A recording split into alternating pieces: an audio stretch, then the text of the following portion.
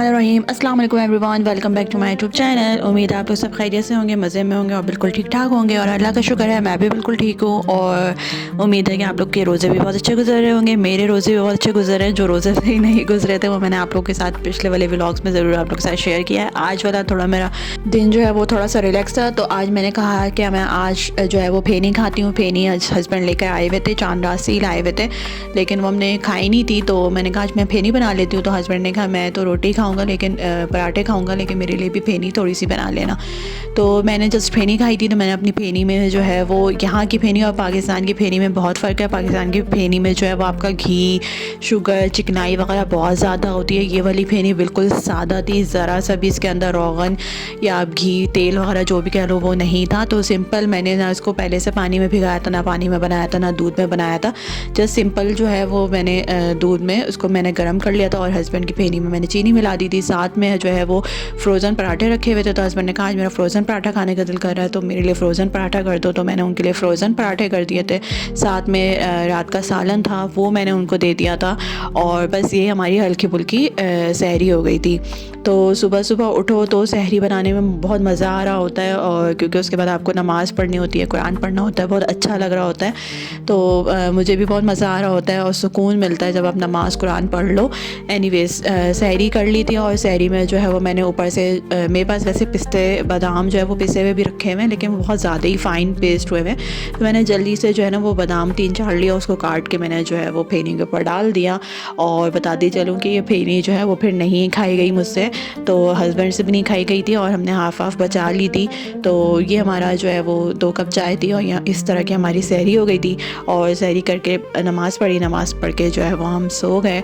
और जब मैं सो कर उठी तो फिर घर की सफाई सुथराई की, तो थोड़े कपड़े ज़्यादा जमा हो गए हैं। तो मेरी कल फिर क्लास है, तो कल क्लास आने के बाद फिर मैं कल वॉश करूँगी उनको, यानी कि मशीन लगाऊँगी। और जो है उसके बाद मैंने जो है अफ्तारी की तैयारी की। तो चलो अब अफ्तारी में मिलते हैं। चलें जी, अफ्तारी का वक्त हो गया था और असर की नमाज़ पढ़ने के बाद जो है, कुरान पढ़ने के बाद जो है कुछ फ्रूट्स और कुछ वेजिटेबल्स जो है वो ख़त्म हो गई थी। फॉर्चुनेटली हमारे घर के पास ही एक शॉप जो है करीब में है, तो वहाँ पे अच्छे फ्रूट्स, फ्रेश फ्रूट्स वगैरह मिल जाते हैं।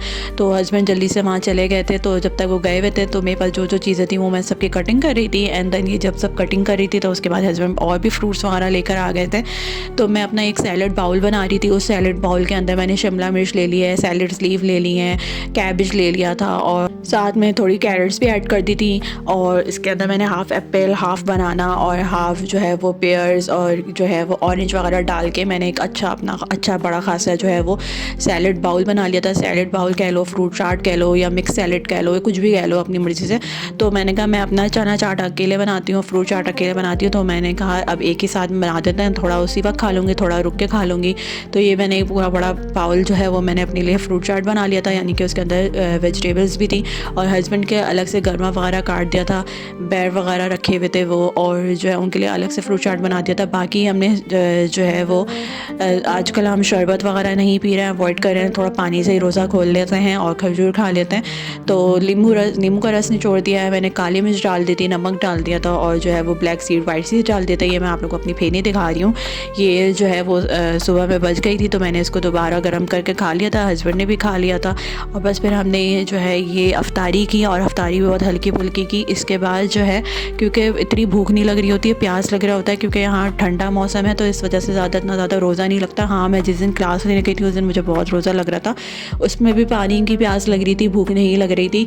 तो ये हमारी हल्की फुल्की अफ्तारी थी। इस अफ्तारी करने के बाद मैंने नमाज़ पढ़ी, चाय बनाई और फिर बर्तन धोए। बर्तन धोने के बाद फिर जो है वो मैंने क्या बनाया था, मैंने अपने हस्बैंड के लिए तहरी बनाई थी, तो उन्होंने रात में तहरी खाई थी। अच्छा जी, इसके साथ मैं आप लोगों के साथ बताऊं कि मैं अपना एक नया तवा, इंडक्शन तवा लेकर आई हूँ, और इसमें मैं रोटी बनाने के लिए और पराठे बनाने के लिए बहुत एक्साइटेड हूँ। तो वो इंशाल्लाह मैं आप लोग के साथ ज़रूर शेयर करूँगी। होप सो उसमें अच्छी रोटी और जो है अच्छा सब कुछ बन जाए। तो कैसी लगी आप लोगों को मेरी वीडियो, ज़रूर कमेंट सेक्शन में बताया करें। और इसी के साथ जो लोग मेरे चैनल पर नहीं हुए हैं, प्लीज़ मेरे चैनल को लाइक करें, कमेंट करें, शेयर करें और सब्सक्राइब करना ना भूलें। थोड़े से सब्सक्राइब करने से और थोड़ा सा लाइक और कमेंट करने से मुझे मोटिवेशन मिलती है, मुझे सपोर्ट मिल जाता है, तो मुझे बहुत खुशी होती है और सोने में सुहागा हो जाता है। नेक्स्ट वीडियो में मिलेंगे नेक्स्ट टॉपिक के साथ, तब तक के लिए अल्लाह हाफिज़, टेक केयर, बाय बाय।